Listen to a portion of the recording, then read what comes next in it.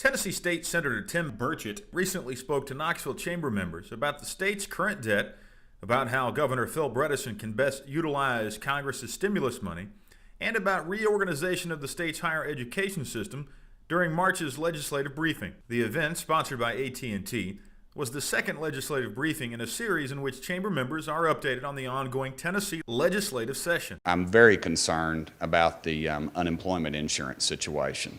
I think the governor probably, in the beginning, he wasn't going to take it, and I understood that, the other Democrat governors called him and converged on him and expressed that he probably should take that, and I'm that part of the stimulus package. But what scares me is that the good folks in this room who have businesses that aren't going to get any of the stimulus money, and that probably deserve it more than anybody else, are going to have to probably put in, I think it's around $100 to $130 extra per person for that insurance. And granted, you have one or two employees, but if you have 10 or 20 employees, that adds up pretty quick, and that's a scary proposition. People that are on the bubble, that have razor thin margins. This past winter's resignation of University of Tennessee Knoxville President Dr. John Peterson has sparked conversation of potential reorganization plans for the state's higher education system. Governor Bredesen has indicated a potential desire to combine the universities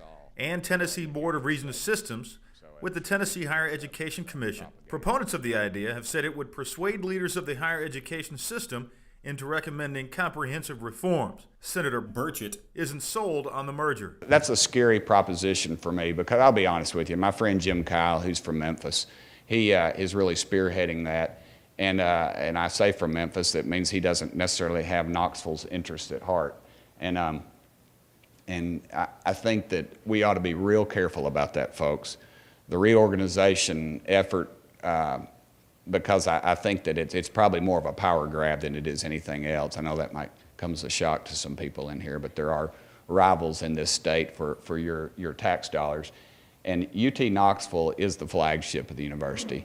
It is a land-grant institution, and I think that anybody who tries to take our focus off of that and what we have here in Knoxville is probably doing, and I'll just be blunt, is a detriment to us. And I think we need to be real careful about that. I know we like the throw the bums out mentality. I'm a big believer in that. That's probably, I sort of came in on a wave of that, so I understand that.